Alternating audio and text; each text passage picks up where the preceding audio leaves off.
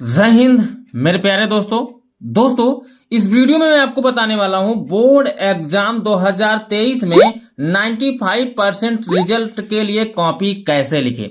इस वीडियो में आपको बताने वाला हूं आप कॉपी कैसे लिखे बोर्ड एग्जाम में। देखिए कॉपी तो सबको लिखना आता ही होगा, फिलहाल सब बच्चे ट्रेंड हो चुके हैं, सबको बता ही दिया गया होगा और कई टाइप्स के वीडियो बनाकर यूट्यूब पे अपलोड भी कर दिए गए हैं, जिससे आपने देखकर ये सीख लिया है कि किस तरीके से बोर्ड एग्जाम में कॉपी लिखना है। लेकिन हम आपको ये बताने वाले हैं कि बोर्ड एग्जाम में तो कॉपी आपको लिखने आ गया, लेकिन आप 95% कैसे ला सकते हैं। अगर 95% आपको लाना है तो कॉपी कैसे लिख सकते हैं। देखिए 95% की बात ये, जो बच्चे अगर उनको लगता है कि हम 87% 85% रिजल्ट ला सकते हैं तो समझिए 95% तक आसानी से पहुंच सकते हैं। और जो बच्चे ये सोच रहे हैं कि हम 60% 55% रिजल्ट ला सकते हैं, तो मैं गारंटी के साथ कर रहा हूं अगर ये सब रूल आप फॉलो करोगे तो आपका रिजल्ट 80% तक बन जाएगा। जो 60% का ये मिला के चल रहे हैं वो आसानी से उनका 80% तक रिजल्ट बन सकता है अगर इस तरीके से कॉपी वो बोर्ड एग्जाम में लिखते हैं तो।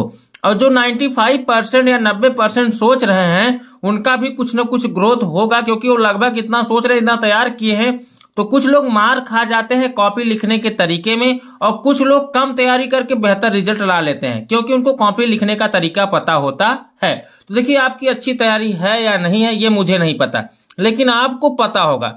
मुझे सिर्फ इतना पता है कि आपकी तैयारी किस तरीके से करानी है और आपको क्या क्या गाइड करना है, मैं वो गाइड करते चल रहा हूं। तो ये मैं गाइड करने वाला हूं इस वीडियो में कि बोर्ड एग्जाम में आपको कॉपी कैसे लिखनी है अगर आपको बेहतर रिजल्ट प्राप्त करना है तो। ठीक है, तो सबसे पहला जो मेरा यहाँ पे टिप्स है वो आपको आपकी हैंडराइटिंग अच्छी हो। देखिए हैंडराइटिंग सबके लिए मायने रखता है। अगर जितना जो दिखेगा वही बिकेगा, पता ही है आपको, जो दिखेगा वो बिकेगा। तो जो जितना सुंदर दिखता है, जितना जिसकी सुंदर राइटिंग रहेगी, एग्जामिनर उसके ऊपर उतना खुश होकर अट्रैक्ट होकर 1 2 नंबर 4 नंबर 6 नंबर वो एक्स्ट्रा ही दे देता है, क्योंकि लगता है कि हाँ इस पढ़ने लिखने में अच्छा है, इसकी मेहनत अच्छी है, तो इसलिए वहां पे आपको बोनस मिलने के चांस होते हैं। तो राइटिंग पर आप विशेष ध्यान दें, और अगर आपकी राइटिंग अच्छी नहीं है तो जो भी आप क्वेश्चन तैयार करें उसको साथ में आप लिखें जरूर। ठीक है, दूसरा सुझाव है, देखिए दूसरा सुझाव मैंने लिया है, सबसे पहले वे सवाल हल करें जो अच्छे से आते हों। देखिए बोर्ड एग्जाम में बच्चे गलती कहां पे करते हैं, एक बार हम आपको यहां पे सब बता देते हैं। बच्चे गलती ये करते हैं, जो क्वेश्चन उन्हें आता रहता है वो क्वेश्चन वो छोड़ देते हैं, और जो क्वेश्चन नहीं आता है वो सबसे पहले बच्चे वही क्वेश्चन सॉल्व करने लगते हैं।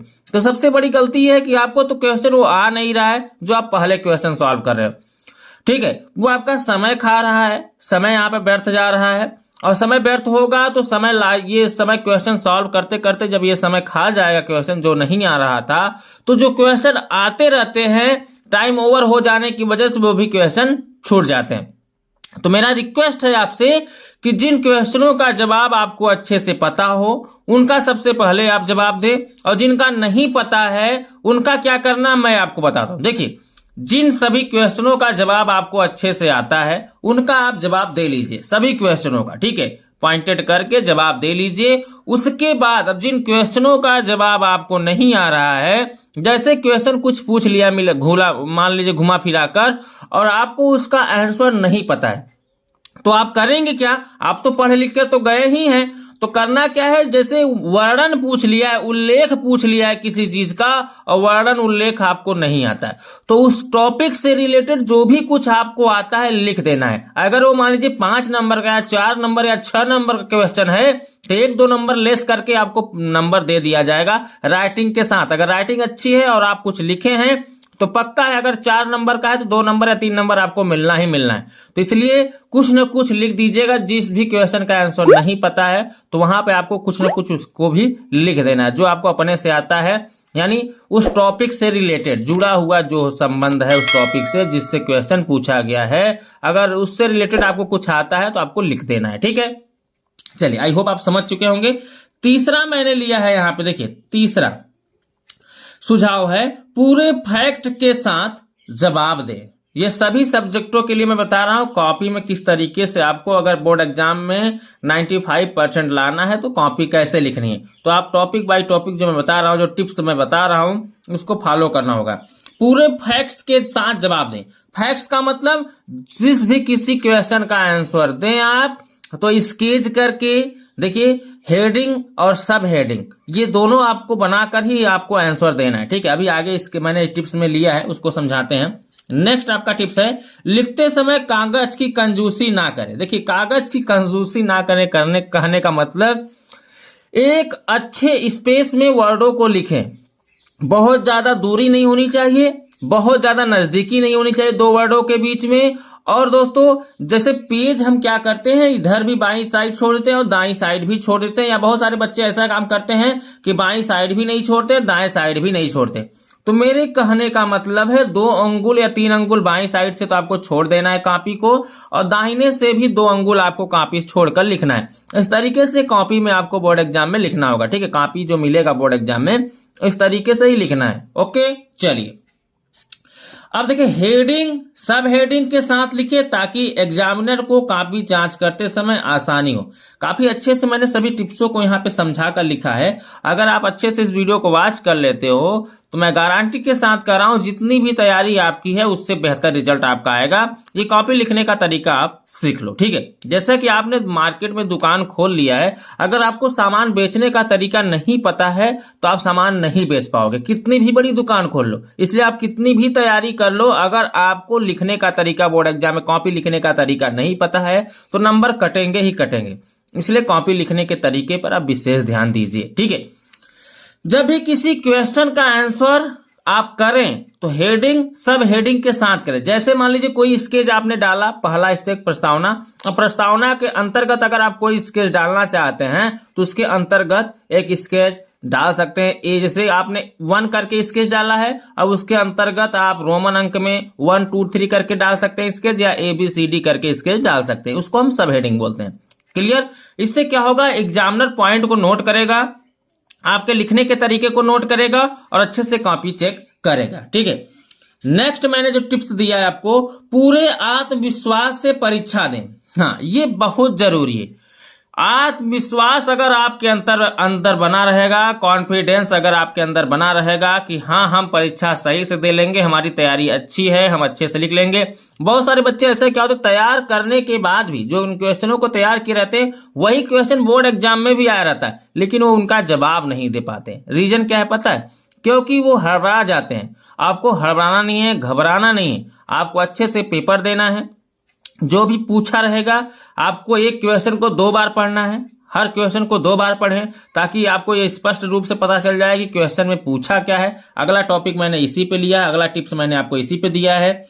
हर प्रश्न को कम से कम 2 बार पढ़ें। देखिए, कम से कम 2 बार पढ़ेंगे तो क्वेश्चन क्या पूछना चाहता है, क्या पूछ रहा है, ये जब 2 बार पढ़ेंगे तो आपको ये दिमाग में ख्याल आएगा कि हाँ सर ने कोचिंग में ये पढ़ाया था, हाँ सर ने यूट्यूब पे ये पढ़ाया था, हाँ सर ने या स्कूल में ये पढ़ाया था। कहीं भी आप जो पढ़े होंगे तो आपके दिमाग में याद आएगा कि हाँ सर ने यही पढ़ाया था इस क्वेश्चन के बारे में। तो आपको अपने थॉट से इस तरीके से लिख देना होगा। ठीक है, नेक्स्ट टिप्स है, हड़बड़ी में कोई जवाब ना दें। हड़बड़ी का मतलब जैसे आपके पास क्या होता है, बच्चे जब मैंने आपको शुरू में ही बताया कि वो सवाल पहले करना शुरू कर देते हैं जिनका आंसर उन्हें नहीं पता है, तो अपने से बनाकर कुछ लिखने का प्रयास करते हैं। तो अपने से बनाने में क्या होता है, समय व्यर्थ जाता है, और जब समय व्यर्थ जाता है तो वो क्वेश्चन पूरा करते करते बहुत समय बीत चुका रहता है जब आप उन क्वेश्चनों को करने लगते हैं जो आपको आता रहता है। तो हड़बड़ी में आप पड़ जाते हो क्योंकि समय घंटे स्कूल में बोल जाता है, अरे 1 घंटा बीत गया, अरे 2 घंटा बीत गया, अरे 3 घंटा बीत गया, अब तो 15 ही मिनट मेरे पास रह गया। तो आप क्या करते हो, जल्दी जल्दी में जवाब देने लगते हो और गलत सही लिख कर रख देते हो, या जो आता रहता है वो भी भूल जाते हो। तो आपको ध्यान देना है कि हड़बड़ी में कोई भी जवाब नहीं देनी है। ठीक है, और नेक्स्ट मोस्ट इंपॉर्टेंट जो टिप्स है, व्याकरण पर आपको क्या करना है, विशेष ध्यान देना है। व्याकरण का मतलब मात्राओं पर आप विशेष ध्यान दें। पूर्ण विराम, विराम, अर्ध विराम, कौन कहां सा विराम लगे, क्वेश्चन मार्क कहां पे लगेगा। आंसर देते समय आपको इतना याद रखना है, व्याकरण पर विशेष ध्यान देना है। मात्राएं सही होनी चाहिए, उल्टा पलटा मात्राएं नहीं लगानी है। ठीक है, इतना तो आप खुद समझदार हो, बस मैं आपको टिप्स देते चल रहा हूं, बीच में समझाते भी चल रहा हूं। आई होप आप समझ भी रहे हैं कि मैं जो समझा रहा हूं उसी पे खरे उतरेंगे। देखिए दोस्तों, नेक्स्ट टिप्स है, नए पेन की जगह ऐसा पेन हो जिससे पहले लिखते आए हो। तो अच्छा लिखेंगे। ध्यान दीजिए, ये टिप्स मैं समझाना चाहता था, इसलिए मैं क्यों लिया हूं आपको बता दूं। देखिए, इस टिप्स के लेने का मतलब है, देखिए बहुत सारे बच्चे क्या होते हैं, जब बोर्ड एग्जाम आता है तो नए पेन खरीद के रख लेते हैं कि चलो इसी से बोर्ड एग्जाम में जवाब देना है। तो भैया आप बोर्ड एग्जाम में उसी पेन को लेके जाइए जो पेन पहले से आप यूज कर रहे हो, क्योंकि वो क्या होते हैं ना, थोड़ा फास्ट चलते हैं पेन, वो पेन मज चुके होते हैं, काफी फास्ट चलते हैं। जो नए पेन होते हैं वो सही से चलते नहीं, तो जब सही से नहीं चलते तो आपका वो समय खाते हैं और आपका समय व्यर्थ जाता है। तो प्रयास करें जिन पेनों से आप पहले लिख रहे हैं उन्हीं पेनों को लेके जाइए। अगर उसमें आपके इंक नहीं है, उन पेनों में इंक नहीं है, समझ लीजिए वो डेथ होने वाला है पेन, तो आप करिए क्या, नए पेनों को अभी से ले लीजिए और उसको इतना रफ्तार धरा दीजिए, उसको इससे लिखिए या उसको बहुत तेज तेज पेन चलाकर उसका रफ्तार बना दीजिए, ताकि वहां पेन, जब पेन से कॉपी लिखे तो कोई रुकावट ना आए। ठीक है। नेक्स्ट टिप्स है, ज्यादा रंगने की कोशिश ना करें। एक पेन से भी आप सारे सवालों का जवाब अच्छे से दे सकते हैं।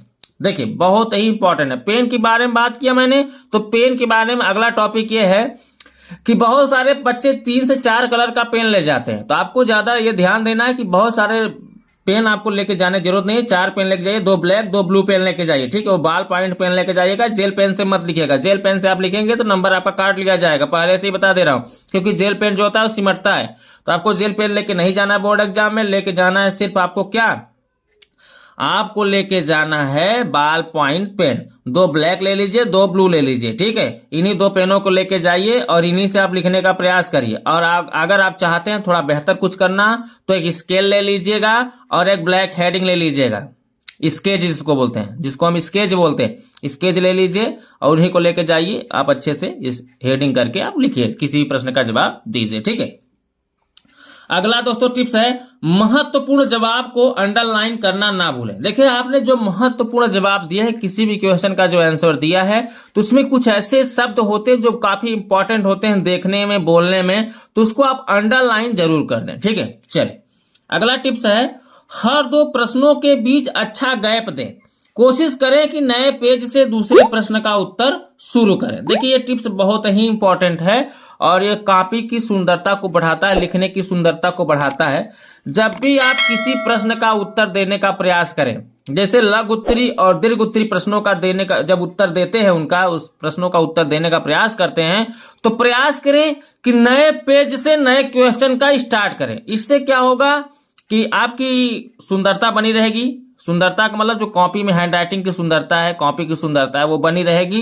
और दूसरी बात, जब एग्जामिनर कॉपी चेक करेगा तो उसको कॉपी चेक करने में काफी आसानी होगी, नंबर देने में भी काफी आसानी होगी उसको। ठीक है, तो ध्यान दीजिएगा, जब भी किसी क्वेश्चन का आंसर आप शुरू करें, लिखना शुरू करें, तो नए पेज से लिखना शुरू करें। क्लियर। चलिए नेक्स्ट टॉपिक है, कॉपी पर दोनों तरफ मार्जिन छोड़ें और बीच में खूबसूरती से लिखें। ये तो मैंने पहले ही आपको बता दिया कि बाईं साइड 3 अंगुल या 2 अंगुल और दाहिने साइड भी 3 या 2 अंगुल आप पेज को छोड़कर बीच में लिखना शुरू करें। ठीक है। देखिए नेक्स्ट टिप्स है आपका, जहां भी डायग्राम और जरूरी चित्र है उसे बनाएं और उसके जरिए समझाएं। देखिए क्वेश्चन में कभी कभी बोल लेता है कि सचित्र वर्णन कीजिए। चित्र बनाने की जब भी बात की जाती है तो आप चित्र जरूर बनाएं और चित्र बनाकर दर्शाएं, जो भी वहां पर चित्र से रिलेटेड अंग हैं या चित्र से रिलेटेड जो भी डायग्राम में जो भी कुछ बनाना है और एग्जांपल्स देके जो भी समझाना है, ये सब जरूर समझाएं। अगर ऐसा आपको पूछ रहा है तो आपको उस तरीके से ही बताना है। क्वेश्चन जिस तरीके से पूछे आपसे उसी तरीके से आंसर देना है, आपको अपने से कुछ एक्स्ट्रा काम नहीं करना है। अब देखिए दोस्तों नेक्स्ट टिप्स है, हर सवाल का जवाब देने की कोशिश करें। मैंने आपको शुरू में ही बताया कि जिन क्वेश्चनों का जवाब आपको नहीं आता है उन क्वेश्चनों का भी जवाब आपको देना है। इससे क्या होगा, कुछ न कुछ नंबर आपको मिल जाएंगे।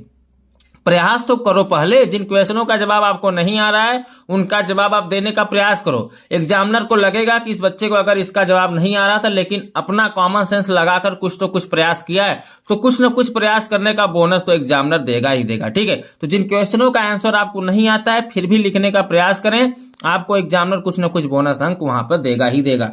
अगला दोस्तों टिप्स है, अपनी स्पीड अच्छी रखें ताकि समय से 15 मिनट पूर्व पेपर क्या हो, हल कर दें। देखिए दोस्तों, समय आप जो है कॉपी लिखने का जो रफ्तार है अच्छी होनी चाहिए, बीच में आपको रुकना नहीं है और किसी से इधर उधर बातचीत नहीं करनी है। जब आप भी अपना बोर्ड एग्जाम दे रहे हैं तो इधर उधर किसी दोस्त यार से बातचीत ना करें, आप सिर्फ अपना काम करें, पता है ना, क्योंकि आपको अपनी ही कॉपी लिखनी है, कोई दूसरा आपका कॉपी नहीं लिखेगा। तो आपको जब अपनी कॉपी लिखनी है तो विशेष ध्यान अपने कॉपी पर ही दें, इधर उधर बात ना करें। तो इससे क्या होगा, जब आपका समय बचा रहेगा, तो मैंने यहाँ पे देखिए लिखा है अंत के 15 मिनट पूरा रिवीजन करें और तब जाकर कॉपी सबमिट करें, यानी तब जमा करें। जब 15 मिनट पहले आप कॉपी में सभी प्रश्नों का जवाब दे लेंगे, आप तब जाकर उन सभी क्वेश्चनों को मिलाइए कि कोई क्वेश्चन छूट तो नहीं रहा है। इस तरीके से मिलाकर प्रयास करिए, आपने जो जवाब दिया है सही दिया है कि नहीं दिया है। अगर नहीं सही जवाब दिया तो उसको काट करके कहीं दूसरे पेज में फिर से आंसर करिए। इससे क्या होगा, आपको फुल मार्क्स मिलने के चांस रहेंगे। ठीक है, तो आई होप आप समझ चुके होंगे दोस्तों को मैं समझाना क्या चाहता हूं। तो दोस्तों इस वीडियो में बस इतना ही। अगर आप चाहते हैं बोर्ड एग्जाम में 90% रिजल्ट बने, 90% प्लस, देखिए मैं 90% ही तैयारी करा रहा हूं ताकि नॉर्मल बच्चे भी पढ़कर 90% आसानी से बच्चे ला सकते हैं। 95% में कॉपी लिखने के तरीके के लिए बताया हूं, 90% की मैं तैयारी करा रहा हूं। ठीक है, जैसा कि आपको पता है, अगर आप इस चैनल के माध्यम से पढ़ रहे होंगे तो आपको पता होगा। अगर वीडियो दोस्तों पसंद आया तो वीडियो को लाइक कर दीजिएगा, चैनल पर नया हो तो चैनल को सब्सक्राइब करके इस चैनल से जुड़ जाइए और यह वीडियो अपने दोस्तों के साथ भी शेयर करें ताकि वो बोर्ड एग्जाम में इस तरीके से गलती ना करें। अगर इस तरीके की गलती वो कर रहे होंगे, अगर कॉपी लिखने का तरीका उनको नहीं पता होगा, तो ये वीडियो उनके पास शेयर कर देंगे तो वो भी इस वीडियो को देखकर अच्छे से समझ पाएंगे और कॉपी लिख पाएंगे। ठीक है, तो चलिए दोस्तों हम आपसे मिलते हैं अगले वीडियो में, तब तक के लिए बाय बाय, जय हिंद, जय भारत।